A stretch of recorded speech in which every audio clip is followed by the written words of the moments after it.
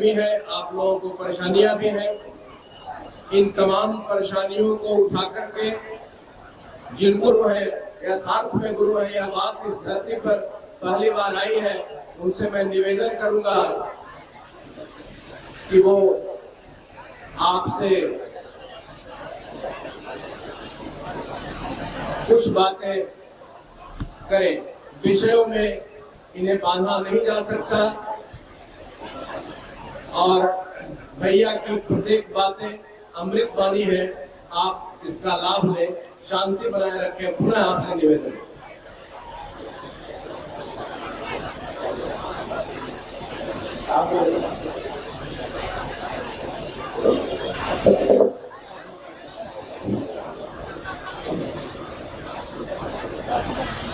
भोजपुर में इस हरियर क्षेत्र के पावन मैदान में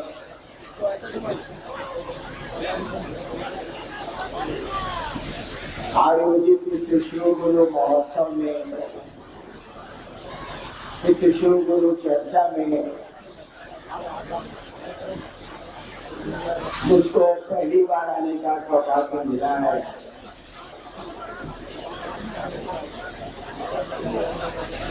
आपको चाहिए कि जहाँ छाया मिलती हो आप बैठे,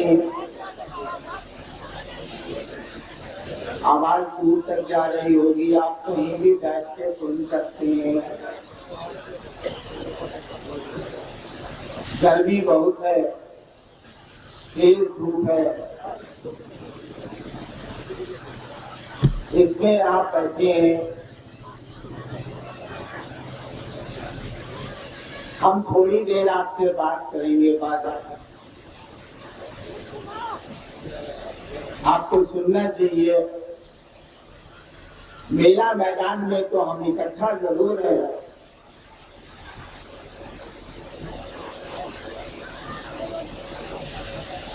लेकिन हम आप अपने में तो बिल्कुल अकेले हैं।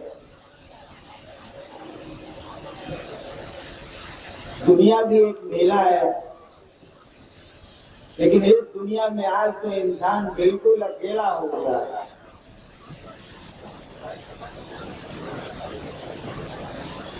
इस आयोजन के माध्यम से, इस कार्यक्रम में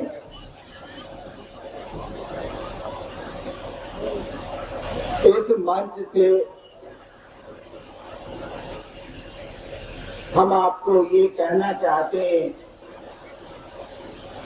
कि जिस महादेव की पूजा, जिस शिव की पूजा हम आप सदियों से, हजार वर्ष को पहले से करते आ रहे हैं, हमारे आपके खानदान में जिस शिव की पूजा होती चली आई है, उसके बारे में आपको हमसे पहले से पता है। शिव गुरु हैं, आदि गुरु हैं, जगत के गुरु हैं।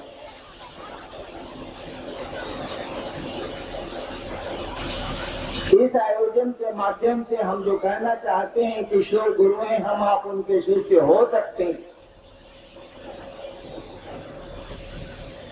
यह बात हमारी और आपकी नहीं है, बड़ी पुरानी है। हमारे शास्त्र, हमारी किताबें, हमारे साधु, हमारे घर के बुजुर्ग, बूढ़े पुराने लोग, सबको ये बात पहले से मालूम है कि महादेव गुरु हैं, शिव जगत गुरु हैं, गुरुओं के गुरु हैं, आदि गुरु हैं, सबसे बड़े गुरु हैं। ये खबर पहले से। यह कार्यक्रम इसलिए हो रहा है, ठग कर लिया, कोई खोज कर लिए नहीं, ऐसा नहीं है। बड़ी पुरानी बात है, लोगों को हमसे आपसे पहले से मालूम है कि शिव गुरु, लेकिन मालूम हो जाने से क्या हो जाएगा। आपको मालूम है कि ये विद्यालय बड़ा बढ़िया विद्यालय है, जहाँ बड़ी अच्छी पढ़ाई होगी। बच्चे को नहीं भेजिएगा पढ़ने के लिए तो बच्चे में तो ज्ञान नहीं उतरेगा। आपके पांव में दर्द है, आपको पता है कि मुफ्त इलाज सरकारी अस्पतालों में होता है और ठीक होता है, आप इलाज ही नहीं कराइएगा तो पांव का दर्द कैसे ठीक हो जाएगा? मालूम तो है कि अस्पताल बड़ा बढ़िया है सोनपुर में या अन्य जगह।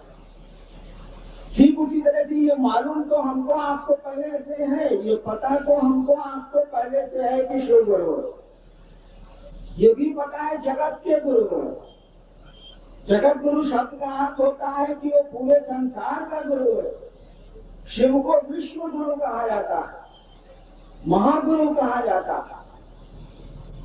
जगत गुरु का मानी है जगत में एक एक आदमी को ये हक है कि उस शिव को अपना गुरु बना सके। जगत गुरु शब्द का ही मानी होता है, जैसे मुखिया शब्द का मानी क्या होता है? किसी को कहिए कि ये मुखिया जी हैं तो लोग क्या समझेंगे कि गांव के हैं कि पंचायत के हैं?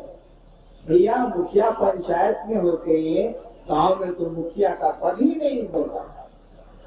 ठीक उसी तरह से जगत गुरु का मानी क्या होता?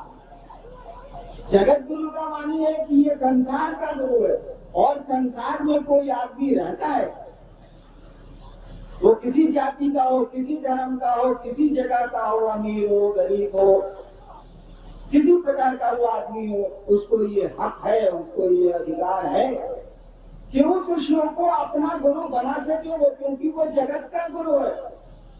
और जगत गुरु की कुर्सी पर बैठी हुई सत्ता, जगत गुरु की कुर्सी पर जो बैठा हुआ है उसको ये अधिकार नहीं है, ये हक नहीं है कि वो किसी एक आदमी को भी कह दे कि हम तुम्हारे गुरु नहीं बनेंगे।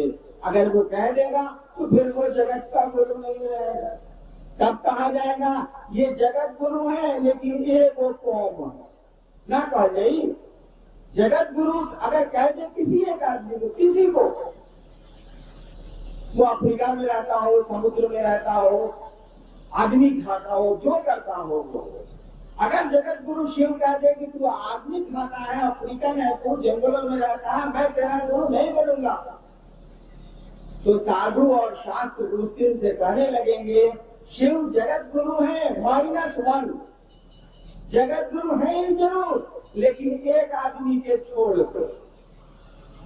ऐसा नहीं कहा गया, कहा गया कि वो जगत के गुरु है, विश्व गुरु है, महान गुरु है, गुरुओं के गुरु है वो।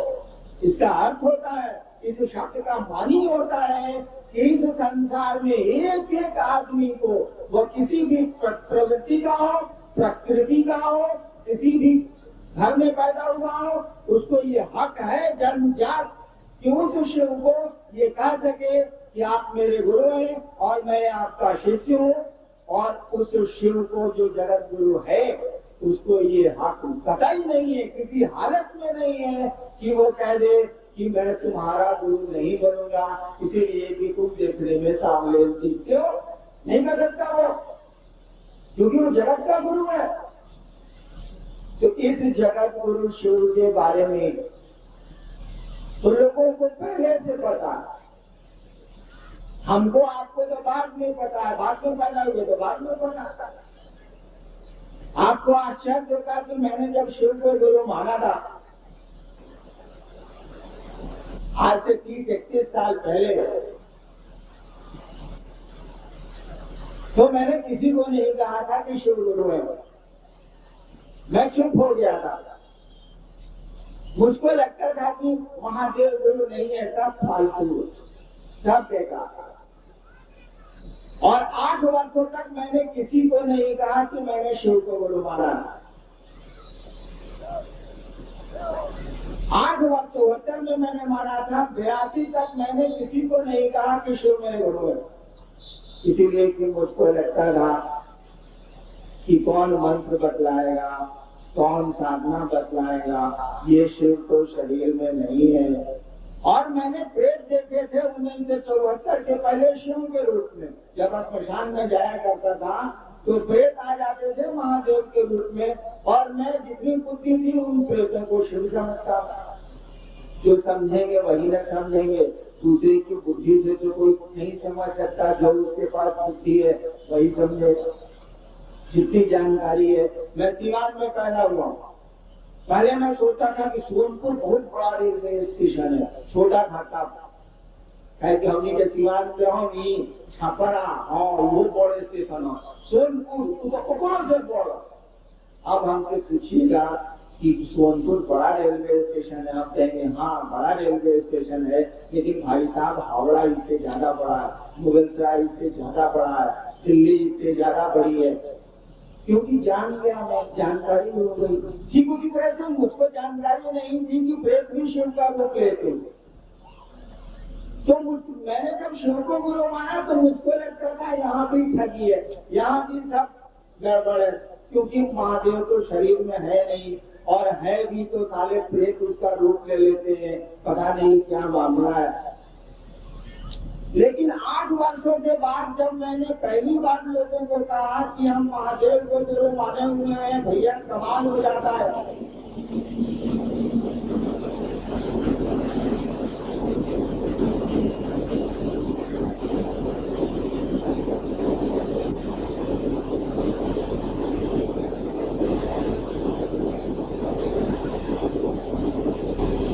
तो लोगों ने मुझसे कहा कि हाकिम हम जानते हैं कि शिव गुरु। उन दिनों में मधेपुरा में मैं स्टेट होके गया था 82 में, और जब मैंने लोगों को कहना, इनको मैंने पहले कहना शुरू किया, जब मैं वहाँ स्कूल में पढ़ता था सहरसा में तो स्मशान जाता था 8वीं क्लास में। तो स्मशान जाने से जो मेरे मित्र हुए, जब मैं वहाँ मजिस्ट्रेट होके गया तो वो लोगों से मैं मिला खोज के कि भैया इतने साल के बाद हम आए। लोगों ने तब पहचाना कि अरे तुम तो बहुत बेदरा था यार, मैथिली में बेदरा मानी छोटा बच्चा हो, हमको नहीं मालूम था। और मैंने कहा कि आप लोग इतने साल से स्मशान जा रहे हैं, मैं भी बचपन में आप लोगों के साथ गया था। अरे शिव को गुरु मानिए ना, शिव को गुरु है और कमाल के गुरु है। जानते हैं लोगों ने मुझसे क्या कहा, हाकिम जाने छी महादेव गुरु छथिन। तो मुझको पहली बार आश्चर्य हुआ कि लोगों को मालूम कैसे है कि महादेव गुरु है, क्योंकि हमको तो मालूम नहीं था कि महादेव गुरु है। मैंने तो शिव को गुरु माना था, भगवान समझते, हमको तो पता भी नहीं था कि शिव गुरु जगत गुरु है, आदि गुरु है। 1974 से पहले तो मैं जानता भी नहीं था। मेरे मन में ख्याल आया था कि गुरु भगवान होता है तो भगवान गुरु काहे नहीं है। श्लोक में हम लोगों ने बचपन में पढ़ा है, आपने भी पढ़ा होगा, गुरु ब्रह्मा गुरु विष्णु गुरु देवो महेश्वरा, गुरु ब्रह्मा है, गुरु विष्णु है, गुरु परमात्मा है। हम लोग आगे पढ़े, हम लोगों ने भी पढ़ा है। इसी श्लोक के आधार पर मैंने ये निर्णय लिया था गांधी स्मशान आरा में कि गुरु भगवान होता है तो भगवान गुरु काहे नहीं है। और मैं उन दिनों जिसको भगवान समझता था उसको मैंने गुरु मान लिया। मैं शिव को भगवान समझता था, मैंने शिव को गुरु मान लिया। शिव को मैं भगवान क्यों समझता था, इसकी कोई व्याख्या उस समय मेरे पास नहीं थी। सुन रखा था, लोगों से सुना था, मान लिया। लोग हमारे घर में लोग कहते थे कि ईश्वर का नाम शिव है, शिव का नाम ईश्वर है। इसी आधार पर मैंने शिव को गुरु मान लिया। हमको ये पता नहीं था, मुझको ये जानकारी नहीं थी कि महादेव गुरु है। जब 8 वर्षों के बाद मधेपुरा में अपने स्मशान के साथी लोगों को कई वर्षों के बाद मैंने कहा कि हे महादेव गुरु है और कमाल के गुरु है, तब हम लोगों ने कहा कि हाकिम जाने छी महादेव गुरु छथिन। तब मैंने किताबें उल्टी, मधेपुरा के लोगों से हमने सीखा कि किस किताब में लिखा है कि शिव गुरु है। अब तो मैं भी बता सकता हूँ कि किस किताब में कहाँ लिखा कि शिव गुरु है। तो जो आदमी पूरी दुनिया में इस बात को लेके चला है कि लोगों को शिव गुरु से जोड़ेंगे, आपको आश्चर्य होगा कि उस आदमी ने शिव को जब गुरु माना, उस आदमी को ये पता नहीं था कि महादेव गुरु है। यही नहीं पता था तो ये कहां से पता होगा कि वो जगत के गुरु है, आदि गुरु है, गुराधिपति है, जब यही नहीं पता था कि वो गुरु है। मैंने क्यों कहा कि शिव गुरु है, आप शिव को गुरु मानिए 8 वर्षों के बाद। सवाल तो मेरे पास भी मन में थे जो आपके और और लोगों के मन में उठते हैं कि महादेव तो शरीर में नहीं है, कहाँ से मंत्र देगा, कैसे साधना बतलाएगा, कैसे शिष्य को ज्ञान देगा, कैसे आपको आध्यात्म के पथ पर दुनिया के रास्ते पे ठीक सही सही ले चलेगा। लेकिन वो ले चलता है, ये हमारे आपके अनुभव बतलाएंगे, आपको बतलाते हैं, वो बताता है। लेकिन जरा सा भी सोचिएगा तो आपको लगेगा कि शिव मंदिरों में तो शिव नहीं बैठा है, कहीं शरीर में तो वो कोई देवता आपको हमको उपलब्ध नहीं है आज। फिर भी हम अपनी मनौतियां मानते हैं, अपनी कामनाएं रखते हैं, अपनी इच्छाएं उनको कहते हैं, अपने दुख उनको कहते हैं। कहीं न कहीं उसका निदान होता है, कहीं न कहीं उससे छुटकारा मिलता है। तभी तो इतनी मंदिरों में भीड़ है। लोग अभी भी हाथ जोड़ के कम से कम एक ही मिनट हो भगवान को, देवता को प्रणाम कर लेते हैं रोज। कुछ न कुछ मिलता है उसको जरूर। यदि इंसान बड़ी तेज है, उसको नहीं मिलेगा तो ससुराल जाएगा नहीं वहां।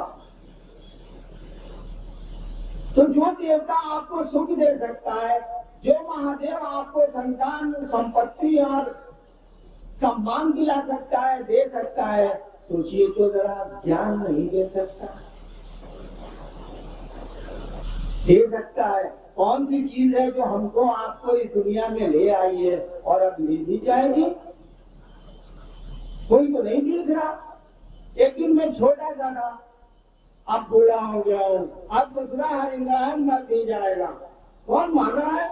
कौन छोटे से हरिंद्रायण को बड़ा कर रहा है? बड़ा करके मार देगा।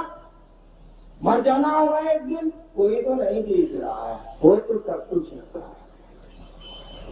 ठीक इसी तरह से वही ईश्वर जब गुरु होता है, जिसकी इच्छा से पूरी की पूरी सृष्टि चल रही है, जिसकी इच्छा से हम आप और ये जगत है, वही जब गुरु होता है ना, तो मात्र उसकी इच्छा से जीव में, जन्म जन्म में, एक एक व्यक्ति में ज्ञान उतरता है, शिव भाव उतरता है और व्यक्ति शिव की ओर चलने लगता है, उसका मन बड़ा होने लगता है।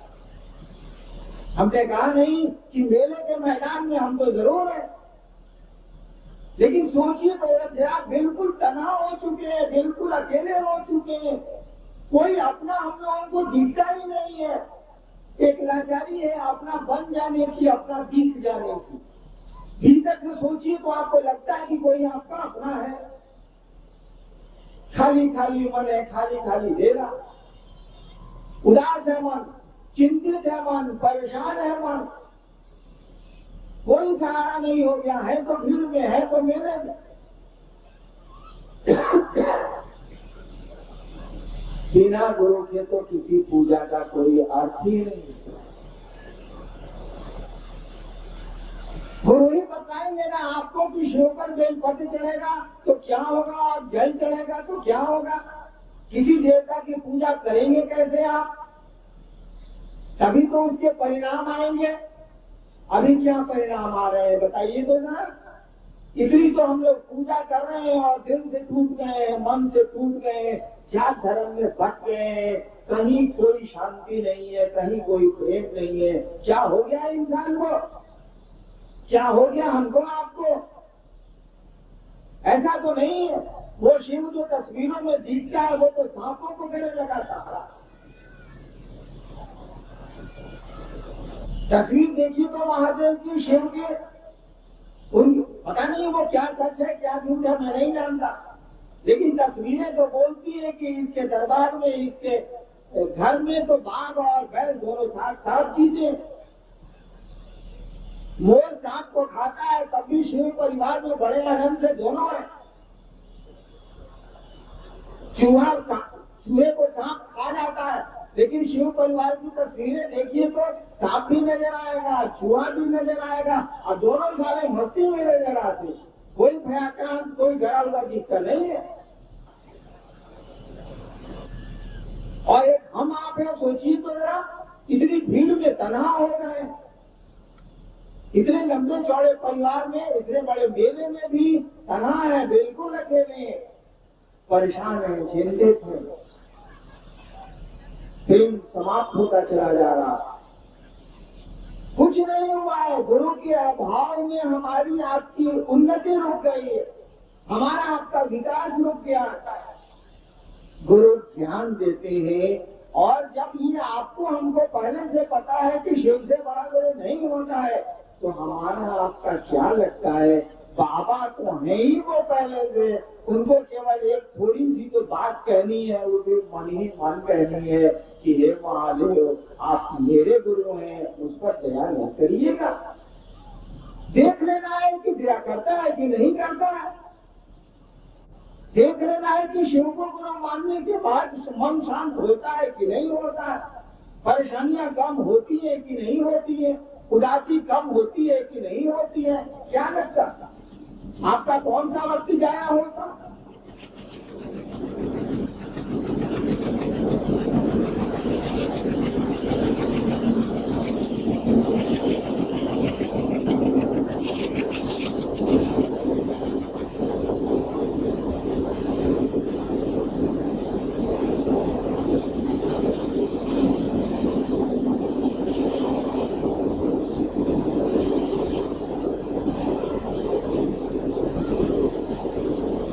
यहाँ पुल भी है और रेलगाड़ी भी, पुल भी है, रेलगाड़ी भी। दुष्यंत कुमार की पंक्ति बार बार मुझको याद आ रही है, तुम रेल से गुजरती हो, मैं पुल साफ करता रहता हूँ।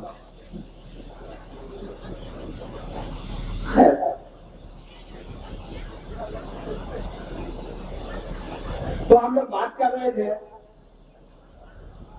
कि शिव को गुरु मानने में हमारा आपका वक्त कहाँ जाता? रात को सोने चले जाइए, बिस्तर पर सोने के पहले चादर तान लीजिए और मन ही मन चादर के भीतर कुछ शिव को याद करिए। अगर तस्वीरों को नहीं मानते हैं तो शून्य में अपने मन को ले जाइए और यह बात मन ही मन प्रेषित करिए, तो अपने विचार में लाइए तो कि हे महादेव, चाहे जे बुलाओ से, हे शिव, जो शब्द आपको ठीक लगता हो, आप मेरे गुरु हैं, हम पर दया कर सकते। क्या लगता है आपका इसमें? सुबह उठे, नींद खुलिए, याद करिए महादेव को, मन को ले जाइए उनके पांव के पास और यही बात फिर कहिए उनको कि सुनिए सरकार, आप मेरे गुरु हैं, हम पर दया नहीं करिए। समझ लीजिए बिना ज्ञान के कोई चीज बेमानी है, कोई अर्थ नहीं रखती है। आप ही सोचिए ना, छोटे से बच्चे थे आप, मेला जो सोनपुर में आते होंगे आप, तो माँ बाबू जी को कहते होंगे चाबी वाला हमरा के खिलौना कीन दो। अभी आप मेले में आइए तो जरा, मैं कहता हूँ चलिए भाई साहब, आपको मैं प्लास्टिक वाली चाबी वाली गाड़ी खरीद देता हूँ, एक शर्म क्या करेंगे गड़िया? देखिए ज्ञान उतर गया आपको। जब छोटे थे तो प्लास्टिक की चाबी वाली गाड़ी के लिए हंगामा मचाया था आपने इसी सोनपुर के मेले में। आज जब आप आते हैं तो प्लास्टिक के खिलौना नहीं खरीदते हैं। आपके बच्चे भले शोर करते हो उसके लिए, आपको तो ज्ञान उतरते। आप समझ गए कि प्लास्टिक की चाबी वाली गाड़ी की जिंदगी में कोई उपयोगिता नहीं है, हम क्या करेंगे, इसको खिलौना है ये। ठीक उसी तरह से जब ज्ञान उतरेगा तो जिंदगी की बहुत सारी चीजें आपको लगेंगी कि तो खिलौना बेकार है। इसी के लिए इतना हंगामा बरत रखा था हम लोगों ने, इसी के लिए इतना शोर किया था हम लोगों ने। मात्र ज्ञान का अंतर है। मैं छोटा था तो एक दार्जिलिंग में अपने एक सिटी के लिए पिताजी की दार्जिलिंग यात्रा में कोहराम मचा के मैंने रख दिया था, बहुत छोटा था। अब तो हाँ सिटी के लिए शोर करता हूं, नहीं करता। समझ में आ गई बात की सिटी बजाने से जिंदगी नहीं चलती है वाली बात। छोटा था तो सिटी बजाता था। ठीक उसी तरह से जब ज्ञान उतरेगा तो जिंदगी की छोटी छोटी चीजें तो हम पर आपका असर ही नहीं डालेंगी। बचपन में प्लास्टिक का खिलौना नहीं मिलने पर असर तो पड़ जाता था, अब कोई असर नहीं होता। गुरु जब ज्ञान देगा और सही गुरु जब मिल जाएंगे आपको, तो गुरु की जिम्मेवारी है कि अपने शिष्य को अपने जैसा बनाए। वो गुरु पद का एक काम होता है, तो मन से शिव को गुरु मानिए या बेमन से मानिए, कोई अंतर नहीं आता। मैंने तो आपको कहा कि मैंने शिव को बेमन से गुरु माना था, ये सोच के माना था कि कहीं कुछ नहीं है, साफ साफ फालतू है। क्योंकि मैं 8वें क्लास से श्मशान जाता था और शिव को गुरु माना मैंने 13 साल के बाद 13 साल तक मुझको श्मशान में लग गया कि सब फालतू है, कहीं कुछ नहीं है। तो शिव को भी मैंने गुरु माना, तब भी यही मेरे मन में था कि सब फालतू है, कहीं कुछ नहीं है। जिस तरह से बच्चे बेमन से स्कूल जाते हैं, लेकिन मास्टर साहब तो पढ़ाते हैं कि नहीं पढ़ाते। आप अपने बच्चे को भेजते हैं स्कूल, वो बेमन से जाता, दूसरे दिन कहेगा कि मम्मी मेरा माथा दुखा रहा, हम स्कूल नहीं जाएंगे। आप समझते हैं कि ससुरा का माथा नहीं दुखा रहा, स्कूल नहीं जाना चाह रहा है, भेजते हैं कि नहीं भेजते हैं आप? और मास्टर को देखिए, वो पढ़ाता है कि नहीं पढ़ाता, पढ़ा लेता है, एक दिन उसको उसके लायक बना देता है। वो जिस काम के लिए स्कूल में आपने भेजा है, ठीक उसी तरह से आध्यात्मिक गुरु भी होता है। आप श्रद्धा दीजिए या मत दीजिए महादेव गुरु को, कोई अंतर नहीं आता।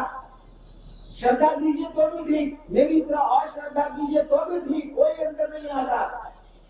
स्कूल में जाते रहिएगा तब ना मास्टर साहब पढ़ाएंगे। बेमन से जाइए स्कूल, मास्टर अगर ठीक है तो आपको पढ़ा देगा।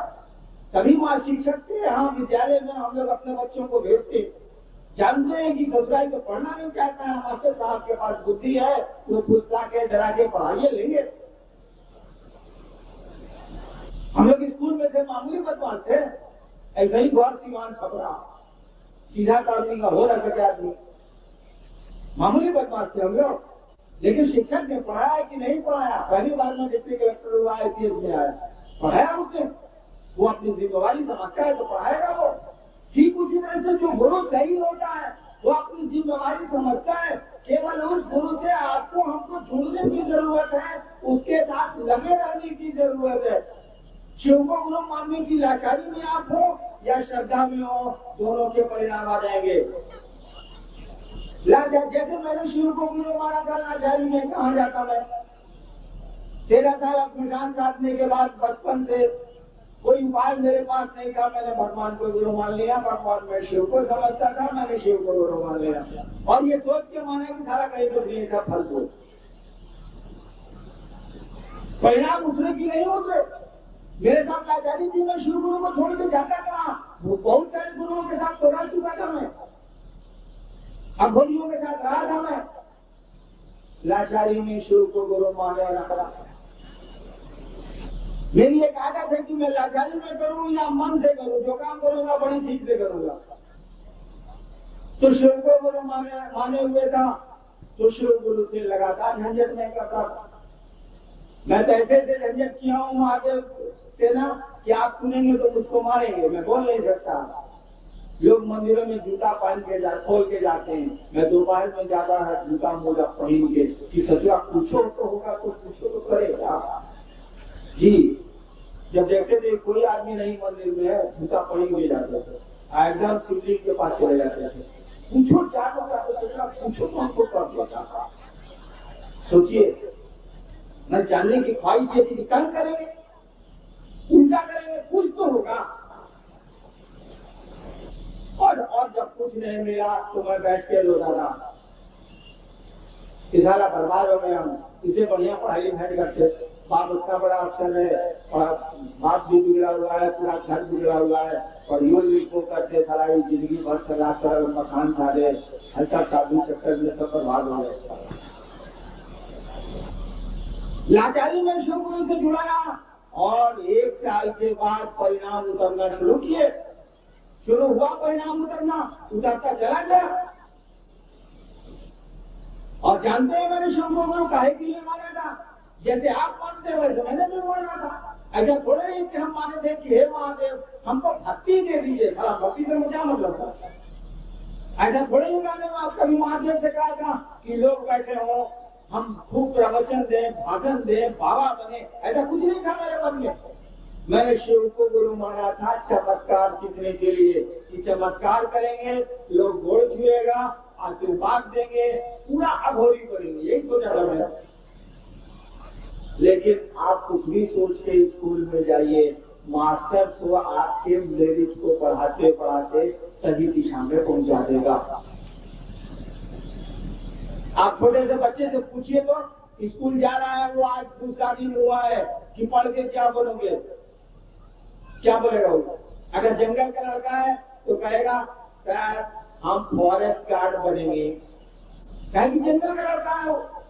उसके यहाँ जो फॉरेस्ट गार्ड आता है सिपाही जंगल का, तो उसके बाबूजी उसको खड़िया निकाल के देते हैं, मुर्गा और मक्खन खिलाते हैं। कहे कि बेचारा जंगल में रहता है, फॉरेस्ट गार्ड बहुत बड़ी चीज है।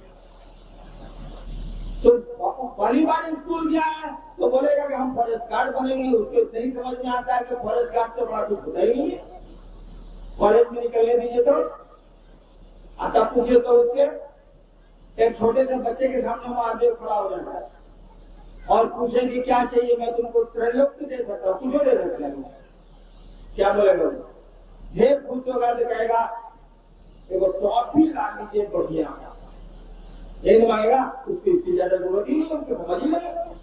उसको जरा बीए पास होने दीजिए, एमए पास करने दीजिए था।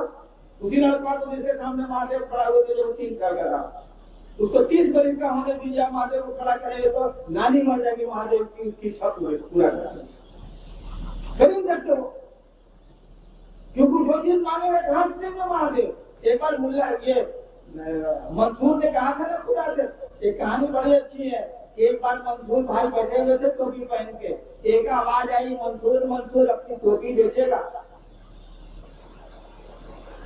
मंसूर ने कहा देख मैं टोपी नहीं बेचूंगा, तू जा। कहा जाता है कि वो खुदा की आवाज थी, आवाज ने कहा कि मंसूर बोलो ना, अपनी टोपी बेचेगा। मंसूर ने कहा कि तेरे पास है क्या जो तू खरीदेगा? आवाज ने कहा मंसूर मेरी पूरी सृष्टि है, पूरी कायनात है मेरी, सब कुछ मेरा है, अरे खरीदूंगा कैसे नहीं, तू बोल तो टोपी बेचेगा। मंसूर ने कहा देख मैं तो बेचना नहीं चाहता, लेकिन जब तू कहता है खरीदने को तो मैं बेचूंगा। आवाज ने कहा बोलो क्या चाहिए तुमको टोपी की कीमत में? मंसूर ने कहा एक काम कर दे, सारे लोगों को जन्नत दे दे, स्वर्ग, सारे लोगों को जन्नत दे दे, मेरी टोपी ले जा। आवाज ने कहा मंसूर ये तो संभव नहीं।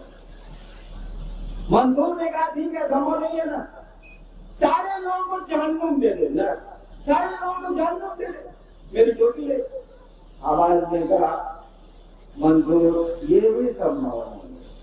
मंसूर ने कहा मैंने तो पहले ही कहा था कि तेरे पास है क्या जो तू खरीदेगा, ठीक है? तो गुरु तो ज्ञान देते हैं, ज्ञान के बिना तो कोई चीज मांगने भी तो बेकार है, वो आपकी कितनी देर उपयोग की वस्तु है। मैं मंदिरों में जाता हूँ और लोग जब मुझसे कुछ कहने आते हैं कि परेशानी है, ये परेशानी है, या ऐसे भी मुझसे मिलने लोग आते हैं, पहले तो बहुत ध्यान देता था, मैं सुन भी लेता था, महादेव की दया से उनसे कुछ अनुरोध भी महादेव से कर देता था। अब गुरु है बेचारे को सुनना पड़ता है थोड़ा बहुत, लेकिन मैं सोचता हूँ कि आदमी मान क्या रहा, ये अपने को संगत खरीद रहा, उसको नहीं समझ में आ रहा। लेकिन क्या बोलूं, सारी बातें तो बोली नहीं जा सकती, समझी जा सकती है लेकिन सुनाई नहीं जा सकती। कुछ नहीं है, ज्ञान का भाव है, इसीलिए हम लोग परेशान है। नहीं लगता आपको कि हम लोग जाने की जगह पे बैठे हुए, नहीं लगता कि हम लोग यहाँ से जाएंगे, हमारा आपका घर नहीं है ये, फिर किस चीज का हंगामा? नहीं आपको समझ में आता है कि एक कुर्सी के अलावा 2 कुर्ते एक साथ नहीं पहने जा सकते, एक चप्पल के अलावा दूसरा चप्पल एक साथ नहीं पहना जा सकता, एक गाड़ी में चलने के बाद दूसरी गाड़ी पर एक साथ नहीं चढ़ा जा सकता, 2 रोटी 3 रोटी से ज्यादा भोजन नहीं किया जा सकता, फिर क्या हंगामा, किस चीज का हंगामा, कितनी परेशानी। और भी जाने की जगह में किस चीज का जगह सोची हो जाए। ट्रेन में हम लोग चलते हैं, कोई लड़का है तो हम ही लोग कहते हैं भाई साहब रात भर की यात्रा है, पहला लड़ते हैं, एग्जॉस्ट कर जाइए ना, नहीं बोलते हैं अरे खसा के जाइए ना भाई साहब, बैठने दीजिए, रात भर का तो मामला छोड़ के सुबह को कर ही जाना। कितनी देर के लिए हम आपके यहाँ आए जरा बताइए तो। ट्रेन में तो रात भर का की यात्रा है, यहाँ कितनी देर की यात्रा है हमको आपको बताया गया नहीं पता है। हम लोगों को ये बात मालूम भी है, जानते हैं हम लोग, समझते ही नहीं है।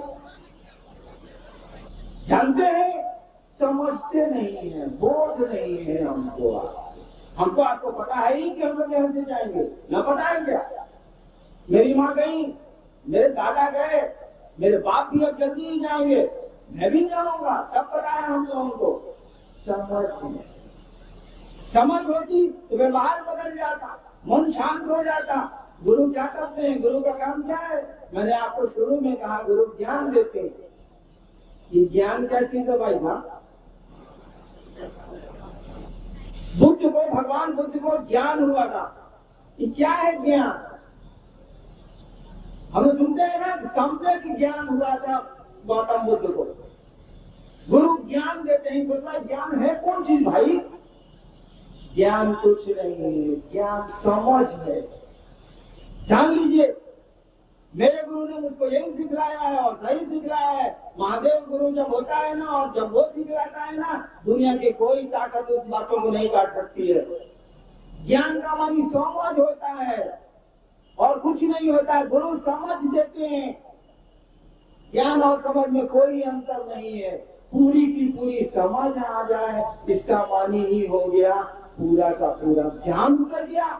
समझ आ गई कि आप कौन है, समझ आ जाएगा कि समझ आ जाएगी कि खुदा क्या है। समझ में आ जाए कि ये दुनिया क्या है, हम क्या है, आप क्या है। यही है ज्ञान है। खुदा क्या है और क्या है ज्ञान? ज्ञान और समझ एक ही चीज है। ज्ञान को छोड़ दीजिए, समझ का इस्तेमाल करिए ना भाई साहब। बड़ी आसान शब्द है। ज्ञान शब्द जहां बोलिएगा हम लोगों को लगता है कोई फॉरेन आइटम। कुछ नहीं, समझ है। समझ है ना, किसी चीज को ज्ञान है। गुरु आपको समझ देते हैं, वही समझ आपका धरती पे काम करता है, वही समझ आपकी आसमान में काम करती है। एक ही समझ है जिसमें सब काम चलता है। और आसमान और धरती में बहुत का फर्क नहीं है। हम लोग इस धरती पर हैं, लेकिन जुड़े हैं आसमान से, जुड़े हैं अदृश्य सत्ता से। कोई लाता है हमको आपको, कोई ले जाता है हमको आपको। हम अपनी मर्जी से न आए, न अपनी मर्जी से यहाँ रह पाते हैं। हम लोग जाना पड़ता है।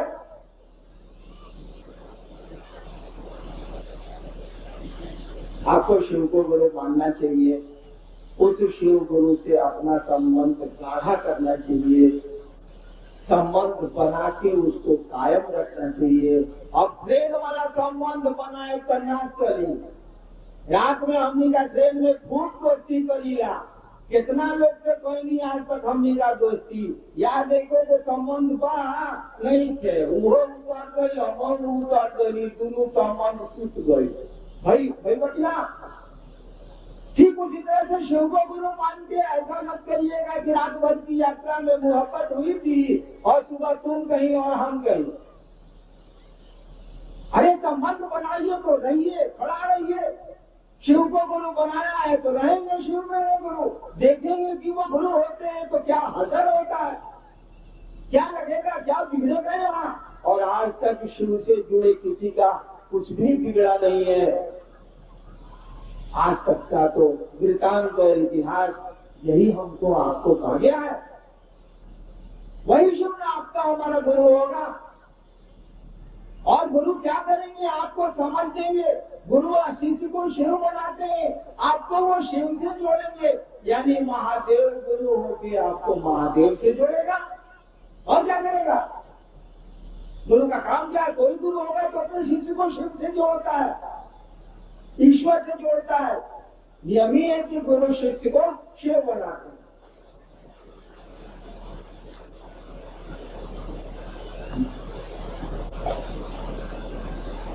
तो गुरु शिष्य का संबंध जब आप बनाते हैं, कोई लेकिन पुराने रिश्तों को जरूर याद रखना चाहिए आदमी को। इंसान क्या जब निश्चय करे और उस पर कायम नहीं रहे। बहुत धूप में हैं आप, परेशानी में हैं, अब समय नहीं मिलता है, इसलिए गर्मियों में भी महोत्सव और परिचर्चाएं करनी पड़ती हैं। दूसरी जगह कार्यक्रम होते हैं कि हम लोगों के पास कोई उपाय नहीं रहता कि ठंड खोजें या सुंदर मौसम खोजें, कोई विकल्प नहीं होता है, इसलिए आपको परेशानी उठानी पड़ती है। हम लोगों को दुख तो जरूर होता है कि हमारी माँ बहनें भाई परेशान होते हैं, दास मन भी खिल जाएगा। आपको मेरा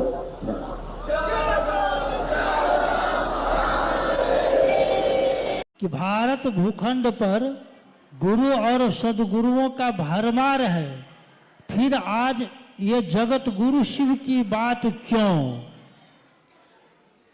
हाँ, एक ये जिज्ञासा है महत्वपूर्ण कि भारत भूखंड पे गुरु परंपरा की भरमार है, गुरु और शिष्य परंपरा इसकी भरमार है, फिर आज ये शिव के गुरु स्वरूप की बात क्यों हो रही है? भारत भूखंड पे गुरु की भरमार है, ये बात सही है। शरीरधारी गुरुओं की कोई कमी नहीं है, लेकिन कोई शरीरधारी गुरु भी एक दिन शरीर में नहीं रहते, तब हमको अंतर होना पड़ता है, अपने मन को उनसे मिलाना पड़ता है। मान लीजिए आपने कभी किसी शरीरधारी गुरु को गुरु माना होगा, लेकिन अगर वो बाद में शरीर में नहीं रहते हैं, फिर भी उनकी परंपरा शिष्य की चलती ही रहती है, क्योंकि शिष्य मन से मिलता है अपने गुरु से, और सही गुरुओं का अभाव भी है। प्राचीन समय में ऐसे बहुत सारे ऋषि मुनि या ऐसे गुरु हुए जिनके कारण धरती के लोग अच्छा जीवन जी पाए। कभी किसी ने कहा कि त्रेता युग है, ये सतयुग है ये, लेकिन आज जो युग है ये कलयुग है, और कली युग में ऐसा नहीं कि सारा कुछ खराब हो गया है। हालांकि शिव पुराण में शास्त्र ने कहा कि एक दिन ऐसा आएगा जब जगत के लोग धर्म से विमुख हो जाएंगे, गुरु और शिष्य परंपरा भी जाती रहेगी, और पाप और अनाचार का बोलबाला हो जाएगा। परंतु उस समय भी एक ही चीज हम सबके बीच बचेगी, एक ही विकल्प, एक ही चीज बचेगी, नमः शिवाय। शिव पुराण ये कहता है, आज का तो नहीं है, हजारों साल पहले लिखा गया ये ग्रंथ ये बता रहा है, आज ये घटित हो रहा है कि आज हम जैसे मानव के पास एकमात्र विकल्प है शिव की शिष्यता। यानी शिव को जो हम प्रणाम करते हैं नमः शिवाय से, नमः शिवाय में शिव का मंत्र है, ये तो शिव का चैतन्य है जो हमारे मन में, हमारे चैतन्य में होता है, हम अक्सर उसी की बात करते हैं। अभी देखिए, मुझको एक घटना याद आई जो साहब और दीदी ने अपने जीवन की बताई। उन्होंने कहा कि अगर महादेव आपके मन में रहेंगे, मन में अगर महादेव हैं, तो आप कहीं भी जाइएगा, आपके सारे ध्यान का केंद्र महादेव हो जाएंगे, चाहे आप कार्यालय में बैठिए, चाहे आप किसी काम में रहिए। हुआ ये कि एक घटना हुई कि साहब उस समय पटना में पोस्टेड थे, तो वो अपने कार्यालय जा रहे थे। जब 10 बजे से 6 बजे तक वो अपने कार्यालय में, क्योंकि आप जानते हैं कि साहब हरिंद्रानंद जी जब रिटायर्ड हुए तो ज्वाइंट सेक्रेटरी कैबिनेट के तौर पे रिटायर्ड हुए थे। उसके साथ साथ उन्होंने महादेव के नाम का अलख जगाए रखा, और करोड़ों लोग आज महादेव की सोच पे खड़े हैं, चल रहे हैं। तो उस दिन हुआ ये कि जब वो कार्यालय के लिए निकलने लगे तो मां नीलम आनंद जी ने, गृहस्थ भी हैं, वो गृहस्थ भी हैं, क्योंकि महादेव गृहस्थों के भी आदर्श हैं। साहब और दीदी क्या है, गृहस्थ भी हैं, 3 बच्चे भी हैं उनको। तो जब निकलने लगे तो मां ने उनसे कहा कि कटहल लेते आइएगा, उधर से जब ऑफिस से लौटिएगा। हमारे पति भी जब बाहर जाते हैं तो हम लोग उनसे कुछ ना कुछ डिमांड कर ही देते हैं कि जब आइएगा तो ये लेते आइएगा, ये लेते आइएगा। तो माँ ने कहा कि कटहल लेते आइएगा। कटहल क्या है, एक सब्जी है, फल भी माना जाता है उसको, कटहल ही तो है, लेते आइएगा। साहब ने कहा कि लेता आऊँगा। अपनी जीप में बैठे, जिप्सी में कार्यालय चले गए। साहब ने कहा कि रास्ते में मैं दोनों तरफ सब्जी वाले को देखता रहा कि कटहल है कि नहीं है। नहीं था। दिन में तो दुकान लगी नहीं थी। सोचा कि कार्यालय जाकर चपरासी को भेजूंगा। कार्यालय में गए, उन्होंने चपरासी को बुलाया और कहा कि बाजार में जाके देखो तो कि कटहल आया है कि नहीं। चपरासी बाजार चला गया, लौट के आया, उसने कहा जी अभी नहीं आया है। फिर साहब काम में व्यस्त हो गए। फिर अब शाम में जाना है, चपरासी से फिर बुला के कहा अब देखो तो कि आया कि नहीं कटहल बाजार में। चपरासी फिर गया, उसने कहा आ गया है सर। उधर से कटहल लेके आए, गाड़ी में रखी गई।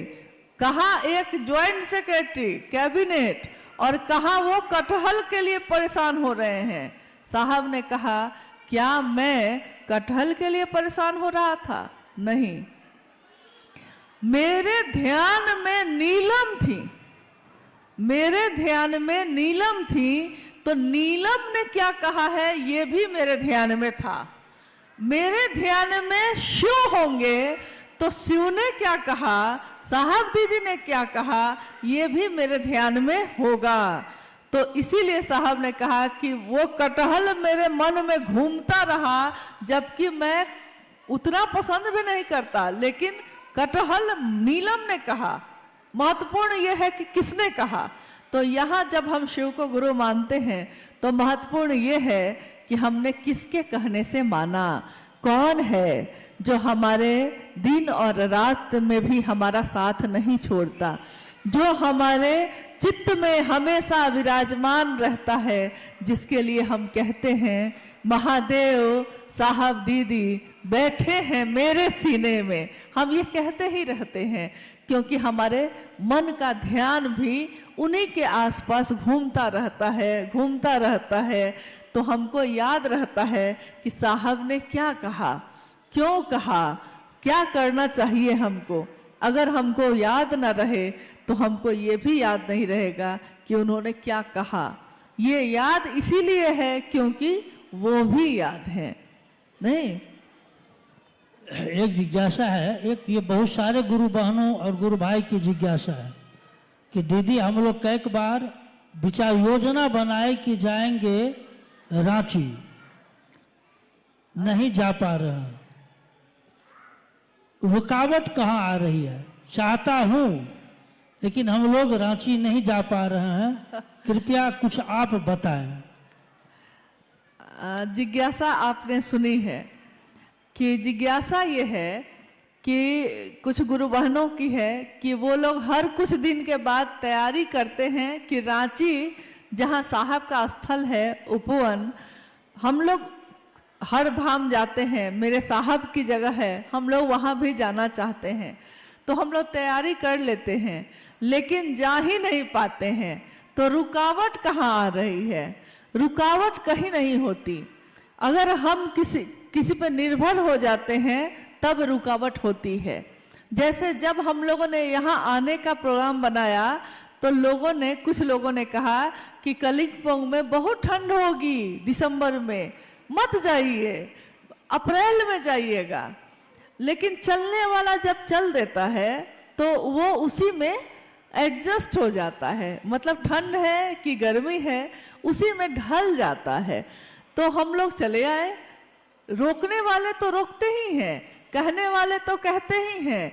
कोई कहता है चल सकते हो, कोई कहता है नहीं चल सकते हो, कोई कहता है जाना चाहिए, कोई कहता है क्यों जाना चाहिए, मत जाइए। लेकिन मेरा मन क्या कहता है?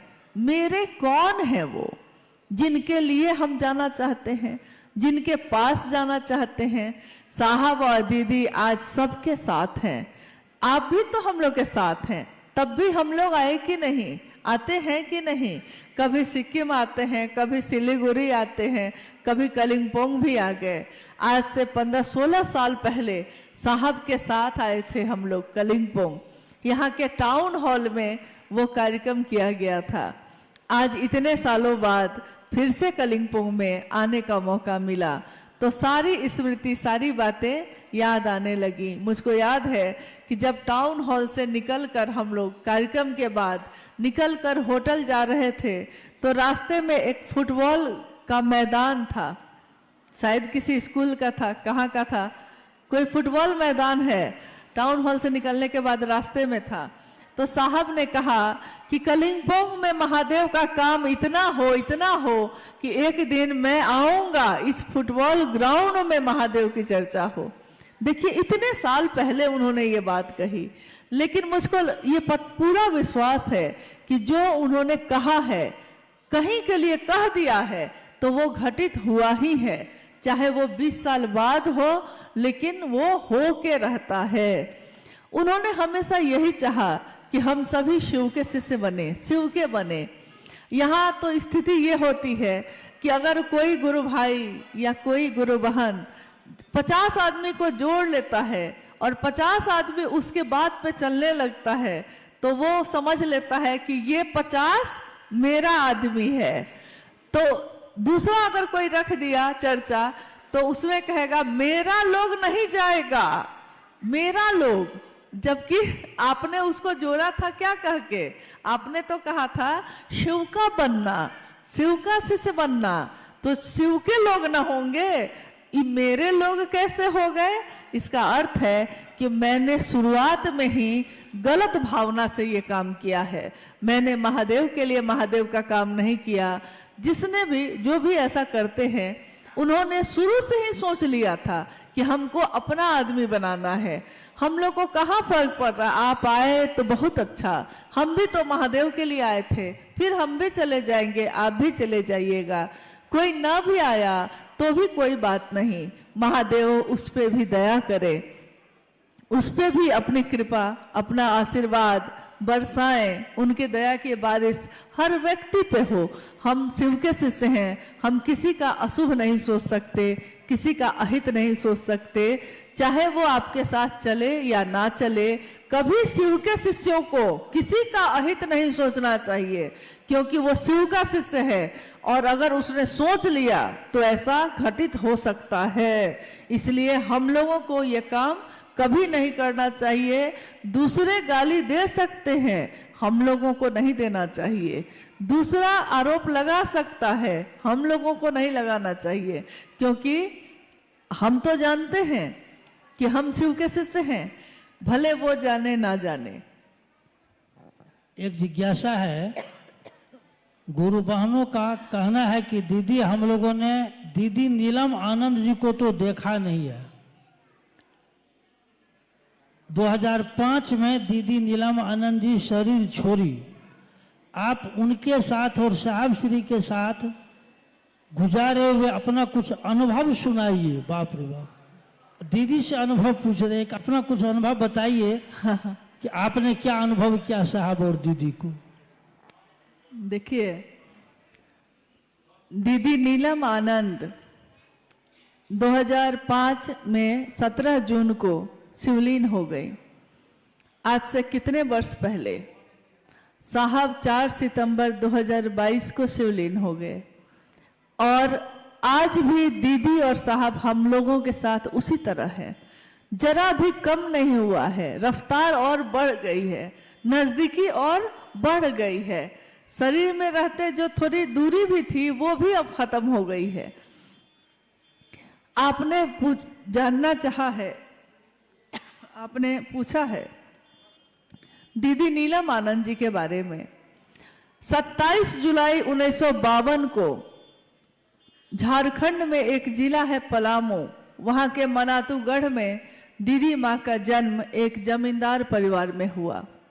महुआर जगदीश्वर जीत सिंह की बेटी एक राज परिवार जैसा जीवन वो जी रही थी और जब उनका बचपन अब यौवन की तरफ गया तो उनकी शादी हुई साहब हैदानंद जी से 22 मई सन 1972 को। 22 मई सन 1972 में साहब और दीदी जीवन संगिनी बने मनातूगढ़ में। और ये वो समय था जब साहब शमशान साधना किया करते थे। उन्होंने अपने जीवन के 12 वर्ष के बाद से 12वें वर्ष के बाद ही लगातार शमशान कब्रिस्तान साधना, कुंडलनी जागरण, योग, तंत्र, मंत्र, यंत्र, जितनी तरह की विधाएं होती हैं सबको आजमा लिया था। परंतु जब उनका विवाह हुआ मां नीलम आनंद से, तो मां ने देखा कि मेरे पति एक तरफ साहब कानून की पढ़ाई कर रहे थे और एक तरफ वो शमशान साधना कर रहे थे। तुलना नहीं है, विसंगतियों में संगति की स्थापना करते हैं शिव। इसी तरह उनके जीवन को भी देखते हैं हम लोग तो अनमिल आखर जैसा है, विसंगतियों में ही संगति की स्थापना है। उन्होंने शमशान साधना भी जाना जारी रखा और साथ साथ उन्होंने कानून की पढ़ाई भी करना जारी रखा। सन 1974 में जब साहब श्री ने शिव को अपना गुरु बनाया, आरा के गांगी नामक स्मशान में जब वो बैठे थे अर्धरात्रि में, और अर्धरात्रि में उनके मन में ये आवाज गूंजी थी कि गुरु भगवान होते हैं तो भगवान गुरु क्यों नहीं है। उन्होंने शिव को अपना गुरु बनाया था।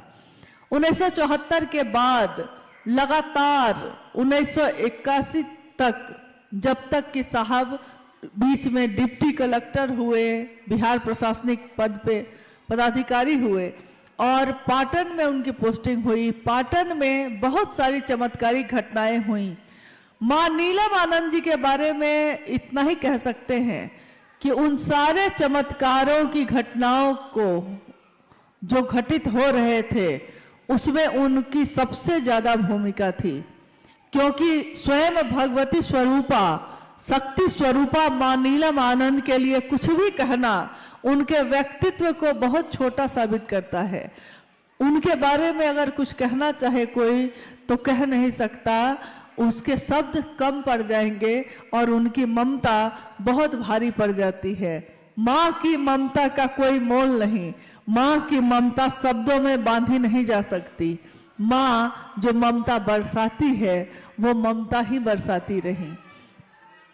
स्वयं उनके शक्ति या उनके आध्यात्मिक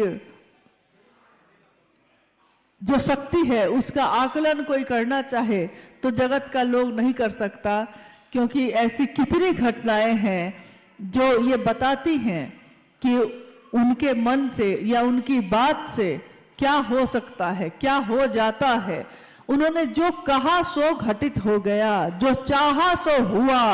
उन्होंने कहा था एक दिन जब 13 लोग थे मात्र, शिव गुरु महोत्सव पहला 13 व्यक्ति, और उस दिन साहब ने कहा था कि आज जो 13 लोग हैं एक दिन 13 करोड़ होंगे। मां नीलम आनंद जी ने कहा था कि आज जो शिव शिष्यता है एक दिन ऐसा आएगा कि देखनिहार को धरनिहार नहीं होगा, देखने वाले गिर जाएंगे, मंजिल इतनी बड़ी होगी, इमारत इतनी बुलंद होगी, शिव की शिष्यता इतनी व्यापक होगी। सोचिए ये कब की बात है, ये 1982 की बात है और आज 2025 में हम लोग बैठे हैं। करोड़ों शिव के शिष्य आज जीवन में शिव को जीते हैं, रहते हैं शिव बन के, जीते हैं शिव बन के, बनते हैं शिव। और ये सब किसके कारण हो सका? तो साहब और दीदी के कारण हो सका। आपने पूछा है कि मां नीलम आनंद जी के साथ मेरा जो समय गुजरा, मेरा जो सानिध्य मुझको प्राप्त हुआ, तो मैंने क्या अनुभव किया है, मेरी अनुभूति क्या है। मुझको उनका सानिध्य मिला और उसके बाद तो कुछ भी याद नहीं, भूल गया सब कुछ, याद नहीं अब कुछ, सब कुछ जैसे कोई भूल जाता है। मैं अक्सर हंसी में कहती थी, जब जो माँ जिसने मुझको जन्म दिया वो कभी कभी माँ नीलम आनंद जी से मेरी शिकायत करती थी, कहती थी कि बेटी है मेरी और मुझको फोन करके हालचाल भी नहीं पूछती है। तो मैं हंस के कहती थी उनको कि मैं तो भूल चली बाबुल का देश, पिया का घर प्यारा लगे। पिया का घर यानी माँ का वो आश्रय, वो आंचल, साहब का वो आशीर्वाद, इसके सामने अब दुनिया में कुछ भी याद ही नहीं रहता था। तो जब याद ही नहीं रहता था तो बात कैसे करे? इस पे वो रोने लगी। तो माँ ने मुझको बहुत समझाया, कहा कि अरे वो माँ है, तुम्हारी माँ है। मैंने कहा कि माँ मैं अपने दिल की बात कह रही हूँ, मुझको कोई याद ही नहीं रहता, जब आपके साथ हो तो और किसकी याद आती है? तो माँ हंसने लगती। कितनी यादें हैं, कितनी स्मृतियां हैं, लेकिन यही कहूंगी कि उनकी अनुभूतियों को शब्दों में बताना नामुमकिन है, मुश्किल है, संभव नहीं है। फिर भी उन्होंने जो दिया है, उन्होंने किसी में कभी भेद नहीं किया। मैंने देखा माँ नीलम जी को कि उनकी 3 संतान यानी 2 बेटे 1 बेटी है, परंतु उन्होंने हम सबको, सभी शिव के शिष्यों को, शायद आपने सुना भी होगा, मेरी शादी जब हुई उस दिन ही मंडप पे ही मेरे शिव के शिष्य होने की घोषणा हुई थी। सभी शिव शिष्यों को माँ नीलम जी ने एक जैसा ही प्रेम दिया, कभी भेद नहीं किया। तो शिव के लोग शिव जैसे ही होते हैं, शिव कभी भेद नहीं करते। शिव के आंचल में, शिव की गोद में देवता भी बैठते हैं, राक्षस भी बैठते हैं। शिव अगर अमृत देते हैं तो वो सबके लिए देते हैं, वो किसी एक को चुनकर नहीं देते। तो साहब और माँ नीलम जी ने सबको एक समान रूप से अपना दान दिया, अपना आशीर्वाद दिया। ये चाहा कि हम शिव के शिष्य बने, हमेशा बने रहें। माँ नीलम जी के साथ एक कार्यक्रम में